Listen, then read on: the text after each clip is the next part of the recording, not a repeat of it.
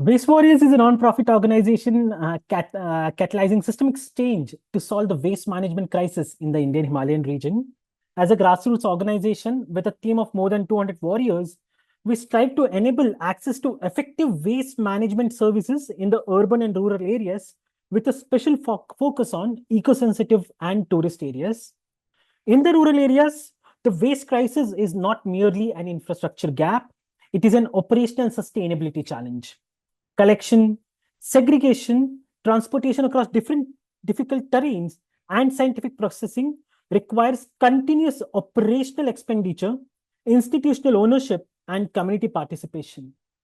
Without financially viable OPEX models, even well built infrastructure collapses into dysfunctional assets, leading to irresponsible open dumping and open burning that contributes to pollution. Today's discussion will cover insights from our funder, our collaboration partners' experience in the rural plains, and our experience and evidence from the Indian Himalayan region in operational sustainability. We are delighted to have an inspiring panel with us today. Anisha Narola from Make My Trip Foundation, Vijay Tilak from Sahas, Vishal, Ankita, and Parag from Waste Warrior Society. And I'm Shashank, and I'll be moderating today's session. Our guest speakers will be communicating in both English and Hindi. To that end, I would like to introduce our first guest speaker, Anisha Narula, CSR lead, Make My Trip. Over to you, Anisha, to give insights on opportunities, challenges, and learnings from CSR funding in the waste sector. You will have 10 minutes. Thank you. Thank you so much, Shashank, and the entire Waste Warriors team for having me here. Just a little background, we have been working with Waste Warriors for more than 7 years now, and it's truly been a partnership that's grown. We've added to each other's learning curve and growth, engaged in a lot of back and forth, pushbacks, banter to reach where we are today. But I think every discussion we've had with the team has led to more growth, not only in what we are doing, but with the project and with the ground reality as the priority for everything. So coming back to what I've been asked to do here and what I've been called for. Well, looking at OPEX is actually very interesting. And going back to our school days, our basic knowledge of CAPEX and OPEX, as we all have been hearing over time. CAPEX is definitely always, the first step. Buying a car would be CAPEX. But running it with your fuel, with the servicing, with the insurance, with the repairs, all of that definitely translates to your OPEX. And I'm pretty sure anyone over here who has a car would not stay away from investing in the OPEX part of it to run that. But yet, in sustainability and in our projects, we often end up celebrating the vehicle, but we forget the fuel. So I think I just want to bring the attention back to the fuel. In CSR, somehow the wiring is such that we are structurally always thinking about CAPEX. Why? Maybe because it's visible, it's inauguration worthy, it photographs well. But on the other hand, our OPEX is invisible, it is repetitive, it's mundane. जो रोज का काम है, that is OPEX. सो वो ज्यादा cost लगता है, वो ज्यादा एक्सपेंस लगता है, वो इम्पैक्ट नहीं लगता उस समय. But real sustainability is the daily boring life. It's not that one off event that we do. I'll share an example, a personal example at Make My Trip. So 8-9 years back, we wanted to, enter Andamans and work on waste management. So हमने वहाँ पे काफी, चर्चा करी, बात करी, and we said that okay, plastic waste बहुत बड़ी problem है यहाँ पे, and we have to solve for this.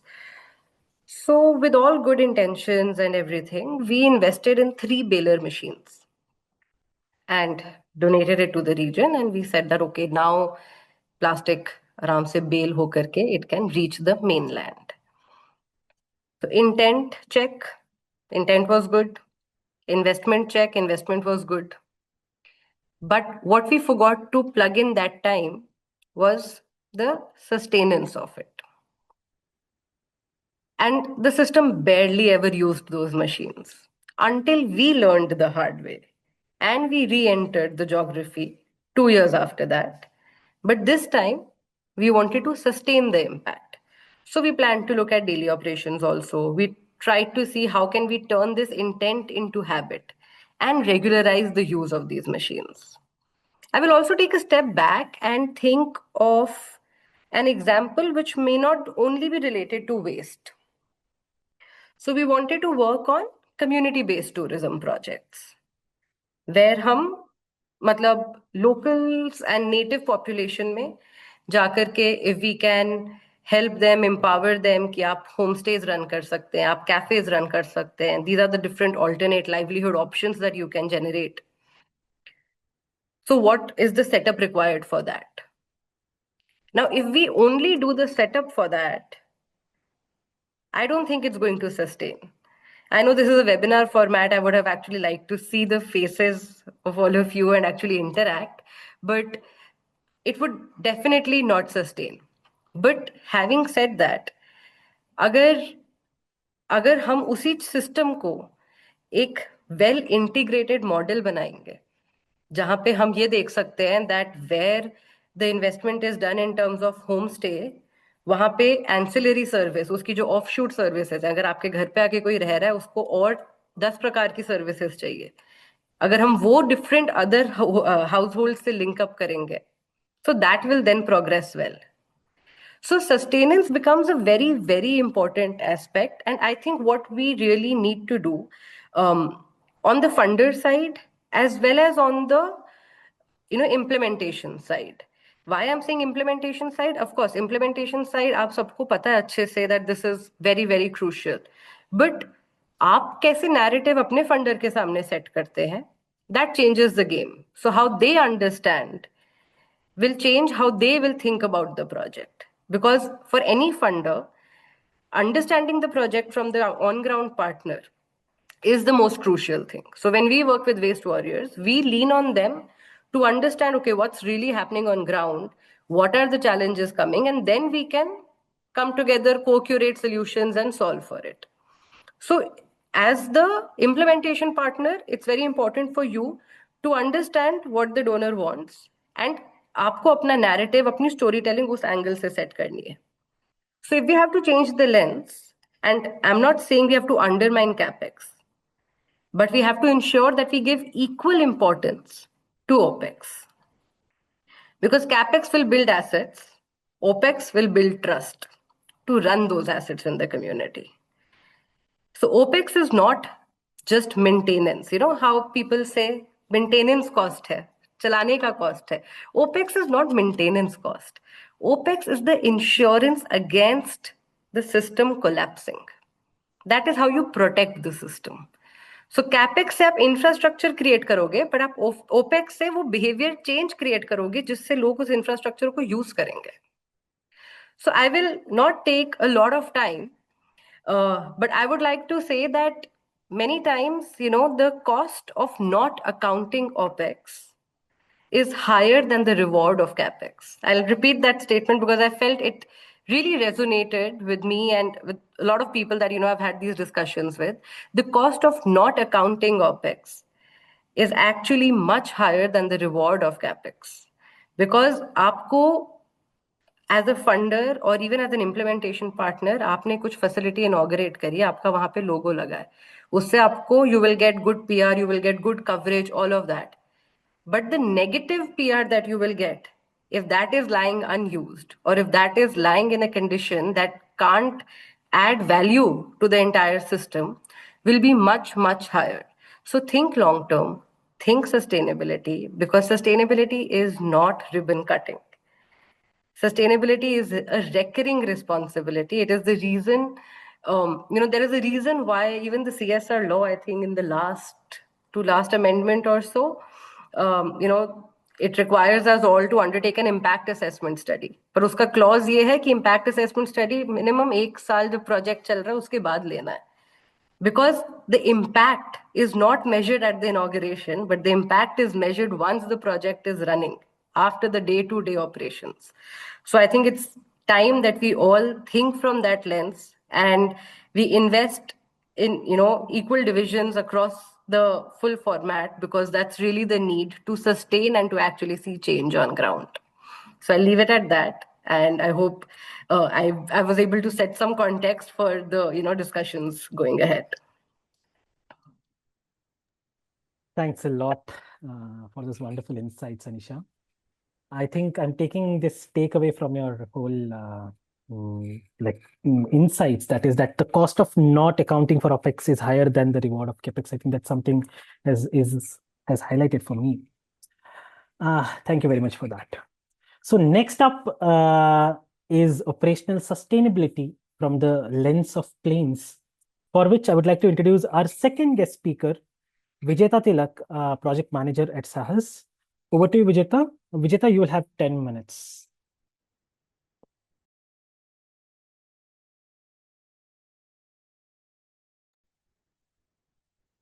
Thank you, Shashank, and thank you, Anisha. That is definitely a good kickstart to our on-ground experiences when it comes to OPEX. So give me a moment to introduce ourselves. First of all, I'm Vijeta from Sahas.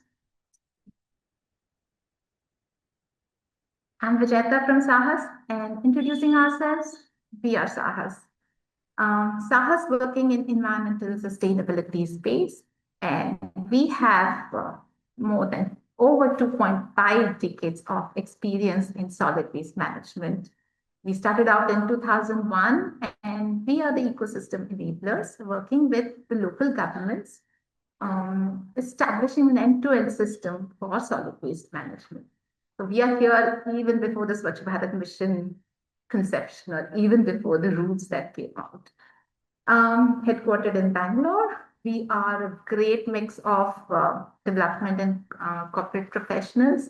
As I said, we are ecosystem enablers, providing solutions to local governments to align and trying to align the solutions with our vision of India to become a leading circular economy where nothing is waste. Where we are present, our footprint, our presence, we are across the countries, across the entire country, I would say. In 11 states, we are in coastal region, we are in the plains, we are in the plateaus, we are in the industrial region, we are in national parks and river island and hills, yes, in the Himalayan region as well. What do we do? As ecosystem enablers, we work with the community and we work with the government. While we make the community aware about waste management and their ownership, bringing out a behavioral change, we build the capacity of the local governments. We bring the local government, the district administration, and at times the state on a single table, putting waste management. So yes, we are working with the governments, and I don't think this is this thing. Yes, working with the governments and state and the district, and providing solutions for end-to-end implementation of waste.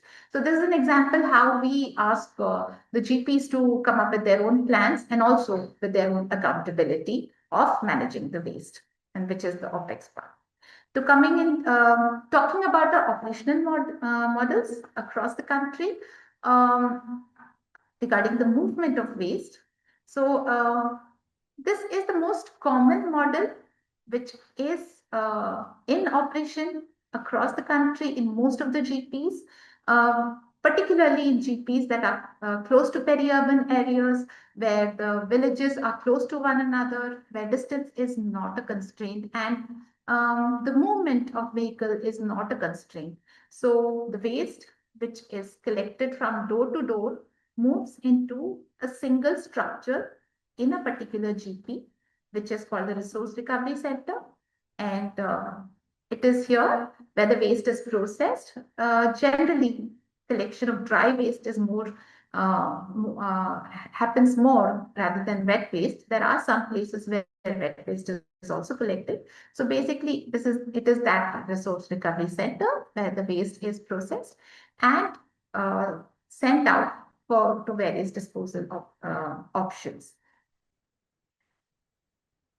So one of the advantages here, when we talk about this model, proximity of villages to one another, proximity of the options for disposal, such as scrap dealers and co-processing units, also close to the place where the RRCs is built or available. And since the waste collected is generally dry waste and very little wet waste in most of the places, these are the kind of vehicles that are being used, which is of course procured by the government. Sometimes it's a push cart, sometimes stripping because of loss of balance between the different kinds of waste going into the vehicle.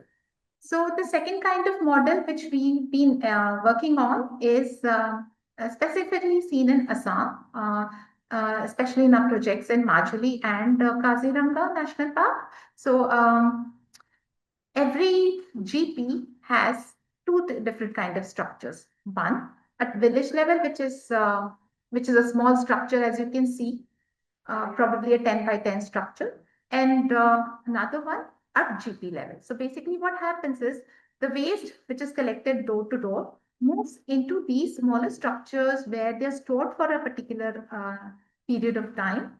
And then the waste is then moved into the GP level structure called CMCF, where the waste is processed. And then, of course, it's moved either to the block level waste management unit or to the various disposal options. So yes, again, I hope I'm audible. Yeah, Yes, you are. again, if you can see, the structures have their own disadvantages. Now, these structures were expected to be something else, but were built to be something else. Yes, they are useful for the terrain of the region because you need to keep the waste at a particular place and not often transfer it to the place of processing. So this saves some cost on your transportation because you're storing the waste for some period of time in a particular place and then moving to a main center. So terrain specific, yes, the design is very much required, but the other disadvantages here would be design of the structure. These bamboo structures were, in fact, put up by Sahas because we wouldn't want the animals and the animals to attack the waste or even the waste to flow out of the structure. So yeah, this had happened after an inquiry by the state government where we highlighted the poor design of the structure. As you can see, the waste getting collected in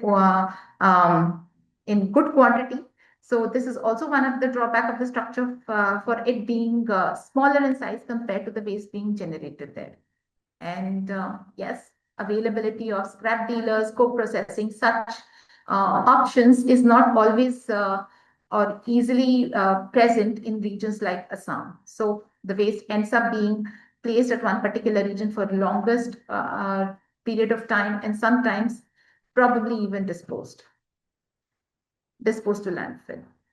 This is another model which is happening in Madhya Pradesh, where the waste is again going into temporary storage centers and then moved into a central processing unit where the waste is processed. And again, the outflow of waste happens to the scrap dealers and co-processing units, which again are away from each other and which again add to the transfer cost. And there is no real concept of landfill in eco-sensitive regions. So sometimes when certain governments, when they do not have an option, when we are not there to help them move their waste, ends up in forest. Again, as I'm highlighting here, the vehicle, the need of the vehicle versus the one being procured are two different things. Sometimes you might not need an electric vehicle, which is being forced to be procured. You might need a push cart only, but then, or a tricycle, but then the government ends up buying e-vehicles, and the vehicles which are probably not that good when it comes to maintenance, which keep breaking down often, or the battery needs to be replaced even before the warranty, or they need to be constantly charged. So these do incur cost. Other than that, daily charge, constant breakdowns and maintenance. And other than that, the transportation cost that is added to the cost of operations because of the distances between the centers, and to the scrap dealers and to co-processing units. So these are some of the challenges which we are facing on ground based on our experiences, vehicle running and maintenance costs because of the distances between the villages and to the disposing options. Uh, Now, the waste vary from location to location. Not that it's not true that the waste generated is same across all the locations, or same type of waste is generated across the locations. The saleable percentage of waste depends on the location, and it varies from place to place. And of course, we all know that revenue from compost is almost negligible because there is no supply chain established for the compost, and most of the times it ends up being stored in the storage center, or given away to the local nurseries or to farmers. Poorly designed infrastructure, as I showcased in Assam and other places, and non-reachable infrastructure, sometimes probably in between the hilly region or in regions affected by flood. So they end up being not used. Substandard machines and vehicles, and not aligning with the terrain, the standard guidelines, their lack of standard guidelines with respect to vehicles for the terrain. And most of the times we ignore the waste disposal cost. The governments ignore the waste disposal cost when it comes to waste. And yes, location specific costs. Social realities, on-ground realities, community-based professions. So you do not find people to work. You do not, while the SBM guidelines says SHG can be working in waste management, you do not find women to work. And also you do not find manpower when it comes to regions which are close to locations which can give other economic opportunities. Institutional ground realities, I would say in some states, lack of support when it comes to funding. And we do have monitoring committees for sanitation, but then they're not operational at all. And by the time you get them to operate, which generally does not happen, you lose out on time. And then even after 2 decades, even after 1 decade of solid SBM, so Swachh Bharat mission and solid waste management rules, the knowledge gap still exists. Underpayment of waste workers, which I will revisit in coming slides, and of course, lack of ownership of panchayat, especially in regions where there are industrial areas, so they washed their hands of all the responsibilities in OPEX. Well, the most important part, the cost factor, the economy that is supposed to pave way to the sustainability of the operation. And what we've done is we've taken some of our projects across the country, and we've come up with a snapshot of how the cost moves and how the dependency on the cost moves when it comes to make the operation sustainable. So we have multiple topologies based, and then the topologies differ in waste generated, the cost of operations, and availability of supply chain. So what all are part of cost of operations: the salaries, the maintenance cost of vehicle, the maintenance cost of storage center, the transport cost, etc. So this is how we plot. Vijeta, you will have last 1 minute. Sorry to interrupt you. Yeah. Yes. So this is how we plot our cost of operations. You can see, for example, if I consider new, the cost of operation is almost 14.4 rupees, whereas when I consider only sale of waste, I'm getting only 3.3 rupees. So the deficit is this represented by this red bar, and it changes location to location.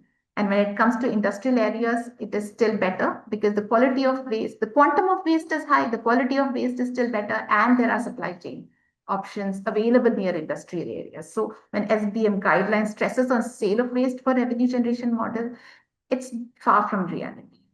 And when I add a user fee component, things do get a little better. The yellow bar represents the user fee component. So if you can see somewhere, we cover the deficit to an extent when we add the user fee component. These are some of the projects where user fee is made possible. And if we project it to something like a 30% households or commercials, all the commercials giving user fee, well, I think we can reach somewhere in covering the deficit. This is some of the examples of our experience and the project where we are gaining some successes. Say in Assam, where there is mandate to take user fee and there is support from the government even after 1 year of operations. And then in eco-sensitive regions, Tiger Reserve also contribute to the user fee. In Telangana, there is an absence of council because of various reasons, but the state is supporting the payment of staff to the GP. UP has its own policy and it is also mandating user fee. So yes, we are finding successes and we also see challenges across our projects. Summarize, waste collection needs to be efficient and user fee has to be an important component and it has to be normalized. And you need to give more of supply chain options and enable the supply chains and enable the recyclers, enable the entrepreneurs to gain more from the waste, sale of waste. And of course, when it comes to CAPEX, we need to invest in good, avoid any kind of unnecessary costs in OPEX. Yeah, that is it. Thanks a lot, Vijeta, for that wonderful presentation. Requesting all participants to please write their questions in the Q&A chat box. Please note that we are reading your questions and it will be addressed by our experts in the Q&A part of the webinar. So, Arzu, please, can you share the slides again? Thank you. Yeah. At Waste Warriors, sustainability in rural solid waste management in the Indian Himalayan region is about going beyond infrastructure as our vision speaks. Infrastructure is very much necessary, but it is only the starting point. Real sustainability rests on 5 other interconnected pillars: infrastructure, community participation, government ownership, institutionalization and policy integration, and operations. Infrastructure builds the system. Communities co-create and sustain it. Governments anchor ownership and convergence. Policies embed it into governance. But at the center is that of operations. Without reliable, well-financed, and locally managed daily operations like collection, segregation, transportation across difficult mountain terrains, workforce continuity, and processing, systems collapse back into irresponsible open burning and dumping. So beyond infrastructure means committing to systems that function every single day and endure. Because sustainability is not what we build, it's what continues to work every day. So CAPEX builds the system, but OPEX sustains it. In our models that we are working in the first phase, we create the foundation. Basically, हम लोग एक foundation बनाते हैं जिसमें baseline studies, government outreach, pilot of waste collection and processing, and basic infrastructure like waste banks, material recovery facilities, सारा build करते हैं हम लोग. This is called as system creation. But infrastructure alone doesn't ensure OPEX sustainability. The second phase is about OPEX-driven stabilization and institutionalization. जैसे कि onboarding of households, community activation, streamlining the operations, governments के साथ जो भी contracts वगैरह करना है, regular monitoring, and building local livelihoods. At the center is the financial sustainability, built through multiple revenue streams like user fees, sale of waste, more from recyclables point of view, EPR credits, government funding, or government convergence. So the journey moves from funded creation to revenue-backed government-owned systems, where community buy-in, quality of service, and operational efficiency makes the system self-sustaining. So in this case, we have conceptualized a definition of OPEX covered percentage to track rural models that we are building. How much of your running costs are covered by the income that you generate? For instance, अगर हम लोग 100 रुपए एक system run करने के लिए spend कर रहे हैं, and if we earn 70 rupees from any kind of revenue that you call as user fees और sale of recyclables, OPEX coverage is 70%. So इसी के तहत we are going to the next slide. So it's a journey from CAPEX dependency to operational sustainability or OPEX sustainability. And as an organization, we have made a good progress in the journey. However, to be honest, we have not yet reached that so-called sweet spot or the final destination. On the y-axis, if you look at the graph, this y-axis, जो standing axis है, is the percentage OPEX covered, and the sleeping axis, x-axis जो बोलते हैं, वो time है. So normally the ideal scenario that we think of is unrealistic, that operations become self-sustaining immediately. अगर start करते करते self-sustaining हो जाता है, एक एक बार हम सोचते हैं, that is unrealistic. In reality, there is a valley of death. And this is very important. And a lot of organizations, companies, people stop over here. Because OPEX sustainability is not a sprint, it's a marathon. So in the founding and the pilot phase, a lot of investment is in community mobilization, trust building, and the initial infrastructure setup. Revenues are normally low here, and the systems are very fragile. Gradually, then we start our operations, where the major part is the logistics and manpower, at least in the Indian Himalayan region, where sale of waste, EPR, and government support भी आ जाता है, and slowly OPEX recovery इसके वजह से increase होना चालू होता है, but it takes time, especially in the mountain areas and these tourism towns where volumes normally fluctuate and the terrain is difficult. The breakthrough comes at institutionalization, where the government takes ownership or starts itself investing in the system. True sustainability happens only when the government and the community co-owns the system.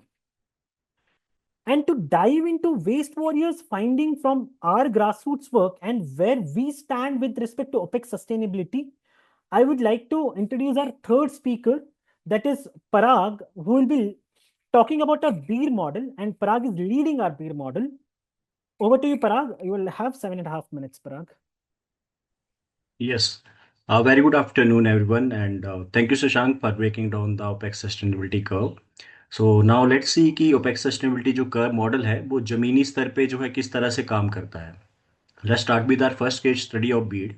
So bead is in Kangra district of Himachal Pradesh and globally जो है वो recognise किया जाता है paragliding capital के रूप में.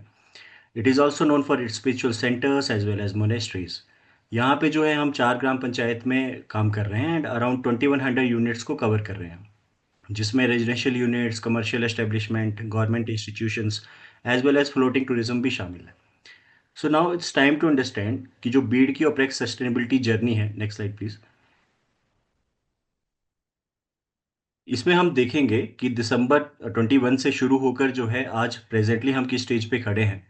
सो after receiving support from our respected CSR partners, हमारा जो प्राइमरी फोकस था वो सिर्फ ऑपरेशन सेटअप करना ही नहीं था, बट कम्युनिटी सेंसिटाइजेशन और ट्रस्ट बिल्डिंग भी था. बिकॉज हमारा एक बिलीफ है कि जब तक लोग सिस्टम से नहीं जुड़ेंगे, सिस्टम सस्टेन नहीं करेगा. इस दौरान जो है हमने ग्राम सभाओं, स्टेक होल्डर मीटिंग्स, महिला मंडल्स के साथ कंटिन्यूस डायलॉग किया और बेस्ट मैनेजमेंट को जो है एक शेयर्ड रिस्पॉन्सिबिलिटी के रूप में विकसित किया. हमने जो है साथ ही साथ जो है सिस्टम की सस्टेनेबिलिटी को ध्यान में रखते हुए पंचायत के साथ रेजोल्यूशंस पास करवाए, सैनिटेशन कमेटीज फॉर्म करी, ताकि जो सर्विस है और जो हमारी यूज़र फीस के वाइलॉज हैं उसको जो है एडमिनिस्ट्रेटिव अप्रूवल भी मिले. सिस्टम सेटअप करने के लगभग 6 महीने बाद जो है हमने फुल स्केल अपना ऑपरेशंस लॉन्च किया और यूज़र फीस कलेक्शन की शुरुआत भी करी. करीब 2 साल तक हमने ऑपरेशंस को सक्सेसफुली चलाने के बाद हम एक ट्रांजिशन स्टेज पे पहुंचे जहां that was the hand over. So October 24 के अराउंड जो है हमने एक ट्राई पार्टी MOU किया पंचायत और एंटरप्रेन्योर के साथ मिलके, ताकि रिस्पॉन्सिबिलिटी और जवाबदेही जो है वो पंचायत के हाथों में भी सौंपी जाए, ताकि सिस्टम को वो इंडिपेंडेंटली रन कर पाए. इस पूरी जर्नी के दौरान सबसे इम्पॉर्टेंट और प्राउड मोमेंट ये रहा कि कम्युनिटी बहुत ही सपोर्टिव और पार्टिसिपेटिव थी एंड अराउंड 1700 एक्टिव यूनिट्स इस सिस्टम का आज करेंटली हिस्सा है. सो लोगों ने जो है वो सिस्टम को सिर्फ अपनाया ही नहीं, बल्कि इसको सफल बनाने में भी एक इम्पॉर्टेंट भूमिका निभाई. हमने जो है इसी दौरान गवर्नमेंट के साथ मिलके मटेरियल रिकवरी फैसिलिटी के निर्माण पे भी काम किया, ताकि एक परमानेंट इंफ्रास्ट्रक्चर भी तैयार किया जा सके. सो इफ़ यू सी, हमें कम्युनिटी ट्रस्ट भी मिला, हमने जो है ऑपरेशन शुरू भी करे, ऑपरेशंस का हमने हैंड ओवर भी करा. एंड गवर्नमेंट से भी हमें जो है वेस्ट कलेक्शन और construction of material recovery facility के लिए सपोर्ट मिला। बट लेकिन आप ग्राफ में देखें तो हमारा जो ओपेक्स कवरेज है, that is the ratio of income recovered from operations to expense incurred during operation, that is still 63%। It means कि हमारा जो इनकम जनरेशन है वो जो हमारा एक्सपेंस इनकर्ड है उससे कम है, यानी हम अभी भी ब्रेक इवन पे नहीं पहुंचे हैं। तो पूरी तरह सिस्टम को सस्टेन बनाने के लिए व्हाट वी आर डूइंग कि जो हमारे ग्राम पंचायत डेवलपमेंट प्लान्स हैं, हमारी ये कोशिश है पंचायत के साथ मिलके और गवर्नमेंट स्टेक होल्डर्स के साथ मिलके कि जो हमारा कलेक्शन और ऑपरेशंस का एक्सपेंस है उसको किस तरह से जीपीडीपी जो ग्राम पंचायत डेवलपमेंट प्लान है उसके साथ इंटीग्रेट कर सके, ताकि सिस्टम जो है वो सेल्फ सस्टेनेबल हो सके। एक सिस्टम को रन करने के लिए it is also very important कि हमें फाइनेंशियल्स का भी पता हो। तो यहाँ पे हमने जो है पर केजी कॉस्ट ऑफ कलेक्शन और प्रोसेसिंग को ब्रेक डाउन किया है। सो जो फिगर्स आप देख रहे हैं वो अप्रैल 24 से दिसंबर 20 बीच का ऑन ग्राउंड एक्चुअल डेटा है। अगर आप लेफ्ट हैंड साइड पे ग्राफ को देखें तो हमारा जो कलेक्शन का खर्चा है वो 7 रुपीज़ पर केजी है। इसमें मेनली जो पोर्शन होता है वो मैन पावर और ट्रांसपोर्ट का जाता है बिकॉज हिमालयन टेरेन की वजह से। अगर हम रिकवरी की बात करें तो यूजर फीस के जरिए हम 5 रुपये रिकवर कर पा रहे हैं एंड अराउंड 2 रुपीज़ पर केजी हमारा अभी भी इसमें डेफिसिट है। बट अगर हम बात करें कलेक्शन की सक्सेसेस की तो अराउंड 78% जो है हम इसको रिकवर कर पा रहे हैं जो हमारा कलेक्शन का खर्चा है। It's a massive achievement I would say, क्योंकि इससे ये भी पता चलता है कि अगर सर्विस रिलायबल है एंड पीपल अंडरस्टैंड की इंपॉर्टेंस ऑफ द सर्विस, तो they are willing to support and pay. अगर आप राइट हैंड साइड पे जो ग्राफ है उस पर देखें so that is a processing phase. So अगर हम प्रोसेसिंग की बात करें तो हमारा पर केजी कॉस्ट ऑफ जो है प्रोसेसिंग का दैट इज 8 रुपीज़ के अराउंड। इसमें भी जो हमारे मेनली खर्चा है वो मशीनरी सेग्रीगेशन और ट्रांसपोर्टेशन का है। और अगर हम रिकवरी साइड की बात करें तो 4 रुपये के अराउंड जो है 4 रुपीज़ के अराउंड जो है हम जो है पर केजी जनरेट भी कर पा रहे हैं। इसका सबसे बड़ा जो हिस्सा है वो सेल ऑफ रिसाइकलेबल्स का है, क्योंकि हमारे यहाँ पे जो सेग्रीगेशन क्वालिटी है वो काफ़ी अच्छी है, इट्स अराउंड 90%। तो हम हाई वैल्यू जो रिसाइकलेबल्स हैं उसको भी अच्छे से रिकवर कर पा रहे हैं। एंड अराउंड 50% ऑफ हमारा जो प्रोसेसिंग कॉस्ट है वो हम अभी उसको रिकवर कर पा रहे हैं। लेकिन क्या सिर्फ एसओआर से पूरा जो हमारा सिस्टम है वो प्रोसेसिंग सिस्टम क्या सस्टेन हो पाएगा? अगर हम कलेक्शन और प्रोसेसिंग की बात करें तो हर महीने जो है after doing the all the expenses and getting the income there is a gap of 50,000 every month. So यहाँ पे हमें आई थिंक एक फंडामेंटल ट्रूथ भी समझना होगा कि यूजुअली इट इज सेड कि वेस्ट इज वेल्थ, बट अगर हकीकत की बात करें तो responsible waste management does not create any wealth. And ये हमारा जो डेटा है ये प्रूव करता है कि हमारे जो हिमालयन जो रीजन है, जो रूरल एरिया से वहाँ पे जो ड्राई वेस्ट निकलता है उसका सबसे बड़ा हिस्सा जो है वो लो वैल्यू प्लास्टिक है, जिसकी या तो मार्केट में बिल्कुल ही वैल्यू नहीं है या बहुत कम है। So in reality we have to spend funds also to handle and dispose that waste. So yes, this was all about the financials. अभी अगर हम बात करें अपने जो बीड मॉडल है उसके सबसे इंपॉर्टेंट हिस्से पे जो हमारा कोर है that is the community participation. So जैसे मैंने मेंशन किया कि bead model is about community engagement and trust. यहाँ की कम्युनिटी पार्टिसिपेशन भी काफ़ी स्ट्रांग है। एंड इसका सबसे अच्छा उदाहरण हमारी एक ग्राम पंचायत है चौगान। तो जहाँ पे यूज़र फीस जो है उसको डबल भी किया गया फिर भी लोगों ने उसको एक्सेप्ट किया। सो पहले जो यूज़र फीस पर हाउस होल्ड 50 रुपीज़ थी, बट कलेक्शन का खर्चा 87 रुपीज़ पर यूनिट था। अभी वो यूज़र फीस 100 की गई। सो लोगों ने जो है उसको पीछे जो बढ़ी हुई कॉस्ट का जो रीज़न था उसको भी समझा and they wanted to support the system. मैं आपको ये भी बताना चाहूँगा कि एक टाइम पे हमारा यूज़र फीस जो कलेक्शन रेट था दैट वाज अराउंड 83%। अगर हम बात करें यहाँ बीड का जो लैंडस्केप है, यहाँ पे we also have Tibetan settlements. तो हमारी एक मोनेस्ट्री है निगमा मोनेस्ट्री, वहाँ पे अराउंड 170 टू 200 मंक्स भी रहते हैं, दे प्रैक्टिस। जब हमने उनसे भी बात करी तो जब उनका वेस्ट कलेक्शन हम मैनेज कर रहे हैं they are also bearing the processing cost. So these are some of the examples. एक मैं आपको और बताना चाहूँगा कम्युनिटी पार्टिसिपेशन के एग्जाम्पल के बारे में। सो अगर आप पिक्चर में ध्यान से देखें so this is a Mela ground and इसमें ग्राउंड के साथ साथ देर is a infrastructure that is a best bank. तो जहाँ पे ये होली फेयर सेलिब्रेट किया जाता है ये भीड़ में, सो यहाँ पे पहले जो था सिर्फ साल में 10 दिन के लिए ये जो था यूज़ होता था होली के टाइम पे। जब हमने पंचायत को बात करी कि हमें जो है there is a need for the best bank ताकि वहाँ पे हम कलेक्शन और प्रोसेसिंग कर सकें, तो पंचायत ने हमें ये फ्री ऑफ कॉस्ट दिया। अभी अरेंजमेंट यहाँ पे ऐसा है कि जब मेला होता है उस दौरान 10 डेज के लिए हम इसको खाली कर देते हैं और बाकी सारा साल हम जो है इसको ऑपरेशनल करते हैं एज अ बेस्ट बैंक। या ऑन द सिमिलर लाइंस हमारी जो बाकी ग्राम पंचायत हैं वहाँ भी हमें बेस्ट बैंक मिले हैं। तो पंचायत ने जो है वो सिर्फ इसको फ्री ऑफ कॉस्ट ही नहीं दिए हैं बेस्ट बैंक हमें, दे आल्सो प्रोवाइडेड फंड्स इसकी अपग्रेडेशन के लिए। सो इस तरह से अगर हम बात करें, अगर अगर ये जो बेस्ड बैंक्स हैं, अगर मान लीजिए हमें इसको रेंटल भी देना पड़ता तो कहीं ना कहीं हमारी प्रोसेसिंग कॉस्ट और ज़्यादा इंक्रीज होती। सो कम्युनिटी पार्टिसिपेशन और पंचायत का सपोर्ट जो है वो एक तरह से बैकबोन है हमारे सिस्टम की। These were some of examples of the community participation, and to conclude I would say कि it's very important कि हम सिस्टम की सिर्फ शुरुआत ही ना करें, बट ये इंश्योर करें कि ये सस्टेन करें, और वो तभी हो पाएगा अगर there if there is a operational sustainability. Yeah that was all from beat. Shashank, over to you. Thanks a lot Parag for those wonderful insights. और शायद हमें ये पता चलता है कि कम्युनिटी पार्टिसिपेशन, इनफैक्ट कम्युनिटी का एक्टिव पार्टिसिपेशन कैसे ओपेक्स सस्टेनेबिलिटी को ड्राइव करता है। To that, I would like to introduce our last speaker, Ankita from Waste Warriors, I think, to share her insights from KEMT of Uttarakhand, because Ankita has been leading the model of KEMT. Over to you, Ankita. Ankita, you will also have 7.5 minutes. Thanks, Shashank. Good afternoon, everyone. I'll give you a little insight about the Kempty project. Kempty location is 13 kilometers ahead of Mussoorie. ये टिहरी गढ़वाल में आता है. It is very famous for its waterfall. Here we've been working since February 2022 and in two panchayats, जिसमें हमारे 7 villages हैं.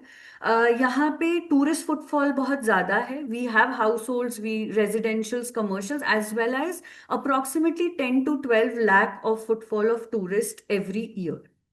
Now, when we talk about OPEX sustainability of the project, when we talk about OPEX sustainability in rural management, like a lot of speakers have told that infrastructure and CAPEX is essential, important part, but OPEX sustainability is a very crucial and an important part as well, which is covering about the day-to-day operations consistently over the time.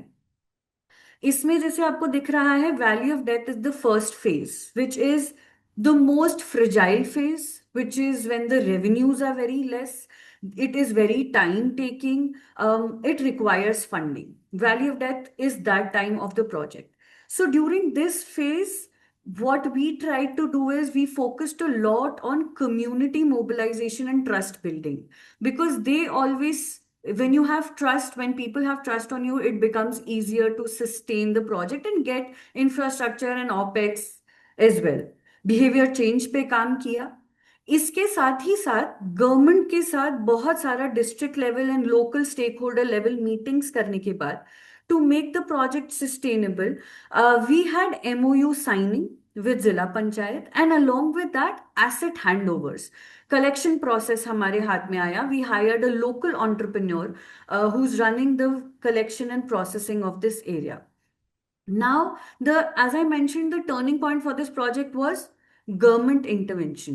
Government started to fund this project, which gives it more of sustainability, a vision that even if systems move out, we move out, the operations would remain. जिला पंचायत के funding आने के बाद हम लोगों की दो important चीजें होती हैं. एक है ऑपेक्स की रिकवरी होना स्टार्ट होता है, एंड दूसरा इज NGO led projects जो हैं that moves towards institutional and government support. इन सब चीजों के साथ अगर आप देखेंगे ग्राफ में, we have OPEX covered of 72% after the government contributing in the project, the local panchayats also contributing in the project. The GPDP funds and more of government intervention will make it reach to the break even, which we are almost about to reach. But ये जो curve है, ये कहना आसान है, इसमें time लगता है. The first phase in this is trust building. When you build trust, everything is a little more smoother, I would say. Operations आप खुद करेंगे विद टाइम, बिकॉज यहाँ पे ऑफ सीजन है, ऑन सीजन है, ज्योग्राफी डिफरेंट है. Operation set होके एक पूरा साल लग जाता है ऑपरेशंस को सेटल करके अच्छी तरह से स्टेबलाइज करने के लिए. And then is your government contribution. Now, all these things, when come together, it reaches to a break-even time, which is we are still about to reach, but yeah, almost at the stage over there. But to say again, it takes time, it is slow. We need to have passion and a consistent OPEX flowing in the system that makes it more stable, along with the infrastructure. So this is the graph of the ChemT project. Now with the graph, I would also like to talk about the financials of this project. On the left hand side, if you see the graph, collection और processing दो चीजें होती हैं हमारे waste management में. Everybody I think understands that one is collection and the other is processing. Collection में, if you see, we have an expense of 5.51 and we have an income of 6.73. In this, we have a net surplus of 1.23 rupees per kg. The reason for this surplus is that we are getting funds from government support. We are getting government support. We have user fees. वो collection के लिए ज़्यादा मिलती है हमें government से, तो वो एक surplus पे आता है. We are at a net surplus of 1.23 and overall OPEX that we have covered in collection is 123%. But on the other end, if we see processing involves more cost.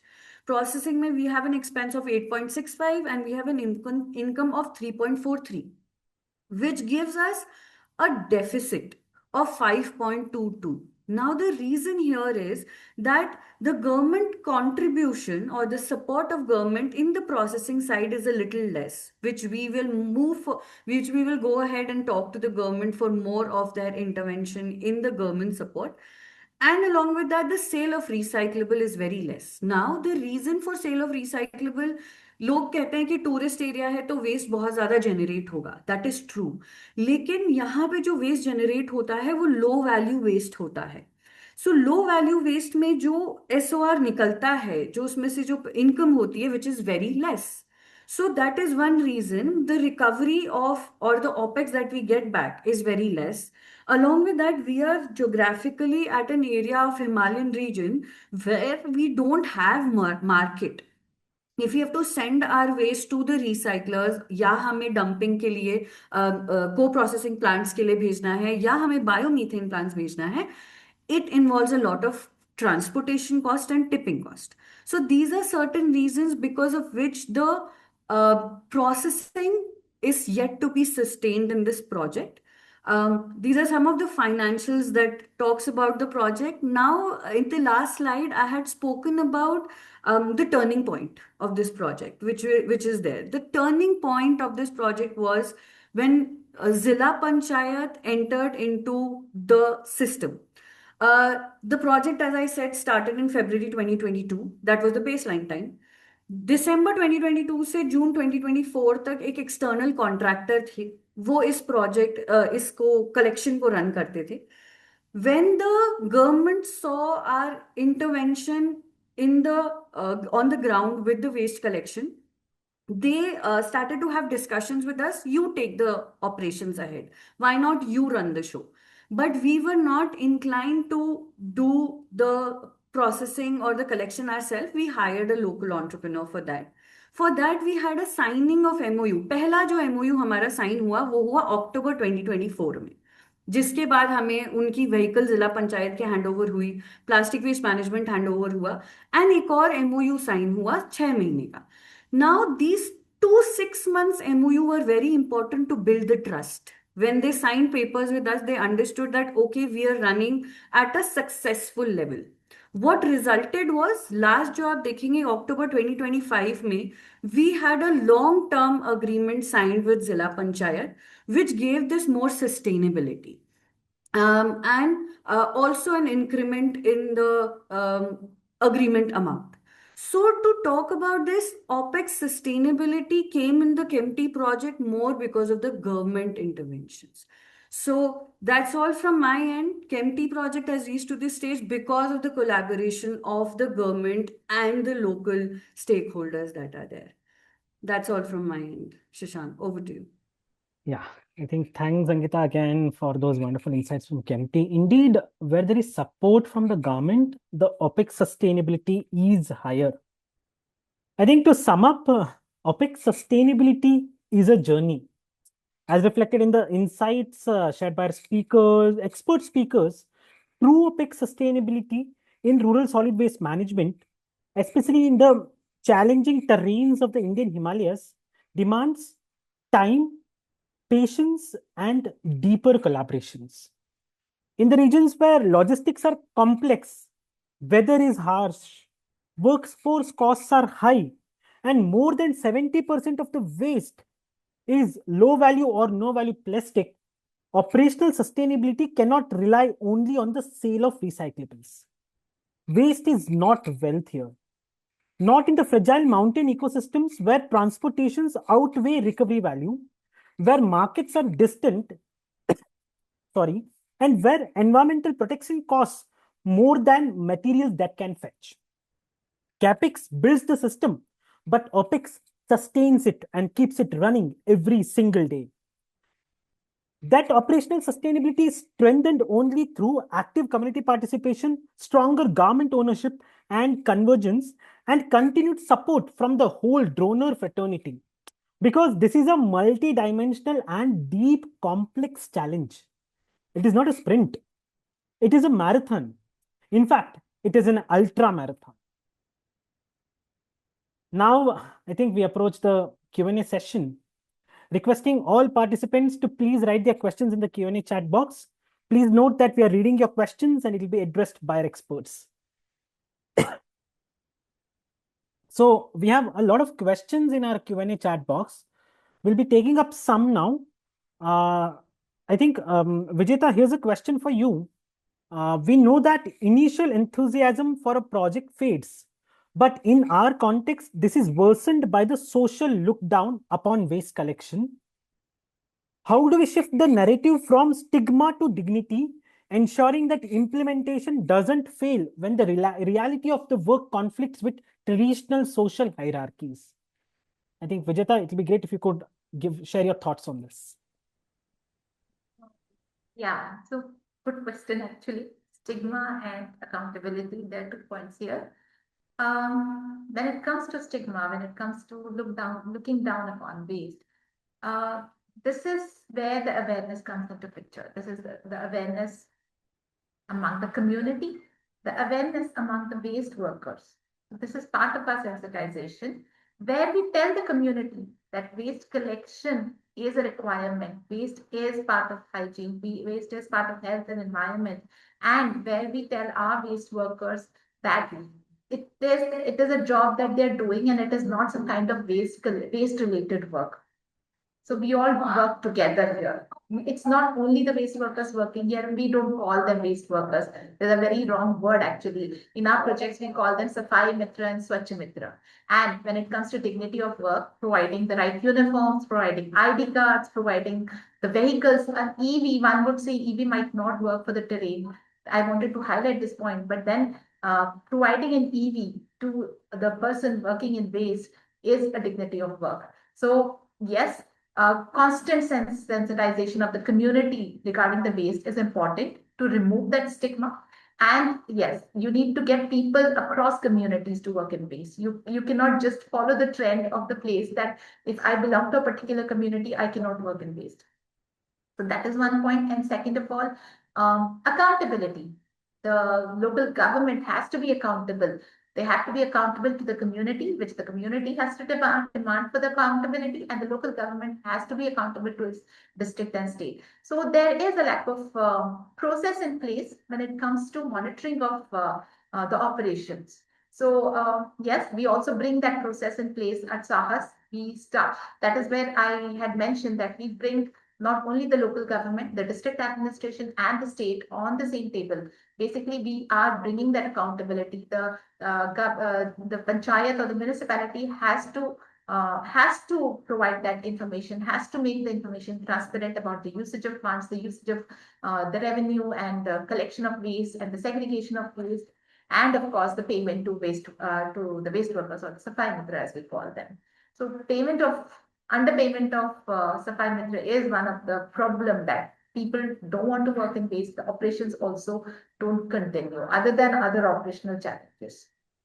I think I have answered the question. Thanks for that.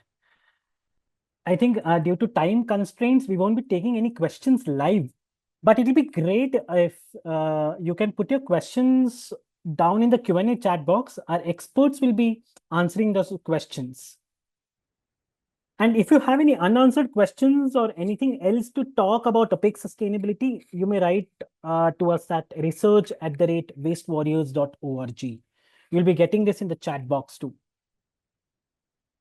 You As we can now reach out to approach, our website as well. I'm sorry, Shashank. You can sure, reach out to our website as well. You can reach out to sahas.org and you can have your answers there too. yeah, you can even reach out to sahas.org also. Thanks a lot, Vijita, for that. As we now approach the end of our webinar, I would like to invite Vishal, CEO of Waste Warriors, for the closing remarks. Great. Hi, am I audible, Shashank? Yes, Vishal, you are. Great. Thank you so much, everybody, for joining today's session. I think, a special thanks to our guest speakers, Anisha from MMT, Vijayata from Sahas, and Parag from Beer, and Ankita from KMT. I think each of them had some very distinct points to share. The idea of today's session was that, all of you who've attended are able to take back more questions than answers. And I'm very glad to see there are a lot of good questions, because it's important that, when we talk about sustainability, it's such a favorite word. Everybody loves to play around with that word sustainability, right? Everybody loves that word, like sustainability. We want sustainability, but what does it mean? Because there's so many different stakeholders who are involved.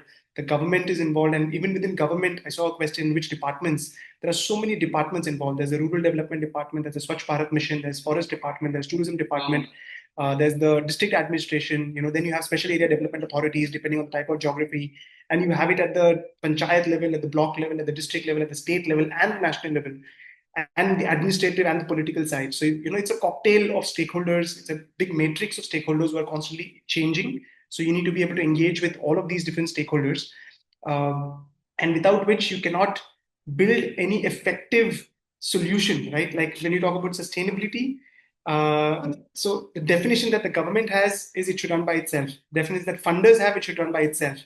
Local entrepreneurs want ki apne se chale. Waste Warriors as an NGO wants ki apne se system chale. Like everybody, panchayat wants ki system self-sustainable ho, right? Everybody wants self-sustainability. But it's very important, like, in Shashank's slides, he tried to explain what do Waste Warriors mean by sustainability. The cost of collection and processing needs to be met by local and institutional sources. That's very, very important. And there are some myths that many people hold in the sector. We hope that today you were able to at least challenge, if not break, some of those myths, which is questions around waste is wealth, right? I think there's enough case that has been made today that next time you hear somebody questioning you that waste is wealth, or sharing something that waste is wealth, I think you would be in a better position to question them, like, is waste really wealth? And where are the nuances from it? So I think those are some points that you would be able to at least have a informed discussion with them. And ownership of the system is very crucial, right? There are multiple steps involved when you're trying to hand over any system to local stakeholders. And there's so many different steps, which means it's not a simple process. Handover of projects that many people who are outside the waste sector might think that you have a system, it's like you have baked a cake and you need to hand it over to the local stakeholder to eat it, right? It's not as simple as that. There's waste collection, there's user fee collection, there is waste processing, there's monitoring of the system. You need to be able to finance, somebody needs to pay for it. You have to engage the community to get onboarded to the services, and you need to train and build capacities of every stakeholder in the system. Each of these 6 to 7 steps that I've mentioned need to be handed over to different stakeholders, and they need to be ready for it. So it's a journey. Shashank said it's a marathon, not a sprint. I would like to say that it's multiple marathons back to back that we need to run to build these systems. I think there's a paucity of time today, but this topic of sustainability, OPEX sustainability, questions around handover and ownership of the system, I think these are questions that we need to delve deep in, and we hope that all of you who have attended today have been able to pick up a few elements. And if you have more questions and you'd like to deep dive into any of these topics, we invite you to reach out to us, and we'd be happy to take this discussion forward.